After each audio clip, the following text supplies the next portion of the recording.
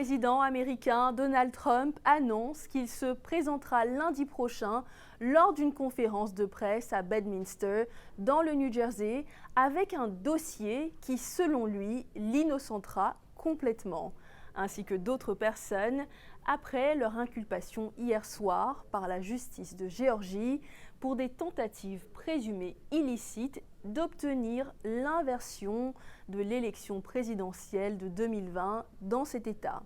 Le point avec Jacques Aristide.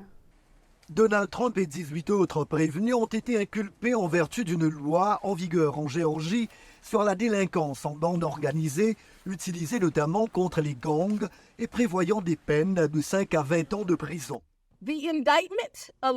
L'acte d'accusation allègue qu'au lieu de se conformer au processus juridique de la Géorgie pour les contentieux électoraux, les prévenus se sont livrés à une entreprise criminelle en bande organisée pour inverser le résultat de l'élection en Géorgie. L'acte contient au total 41 chefs d'accusation, dont fausses déclarations et faux documents, usurpation de fonctions publiques, faux et usage de faux, pression sur des témoins, une série de délits informatiques ou encore parjure.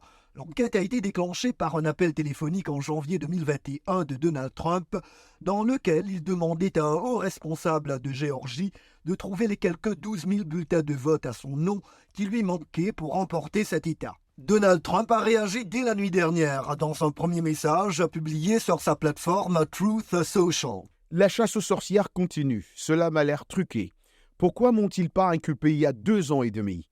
Parce qu'ils voulaient le faire en plein milieu de ma campagne politique. Et aujourd'hui, il fait état d'un document qu'il va rendre public dans 6 jours. Un rapport volumineux, complexe, détaillé, mais irréfutable sur les fraudes électorales qui ont eu lieu en Géorgie est presque terminé et sera présenté par moi. Sur la base de ce rapport concluant, toutes les charges devraient être abandonnées contre moi et les autres.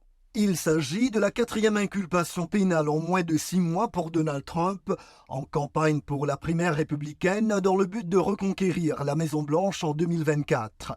La procureure Willis a donné aux prévenus jusqu'au 25 août pour se livrer volontairement à la justice de l'État de Géorgie.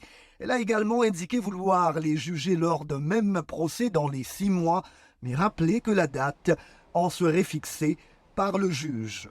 Par ailleurs, dans l'affaire de la présumée gestion négligente de documents confidentiels à laquelle fait face Donald Trump, un de ses employés, Carlos de Oliveira, a plaidé non coupable mardi devant un tribunal de Floride. De Oliveira est le gérant de la luxueuse résidence de l'ex-président à Palm Beach.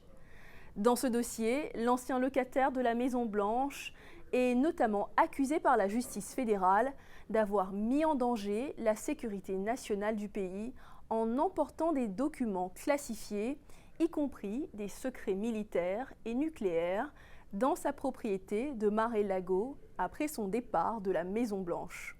Dili Diko, VOA Afrique, Washington.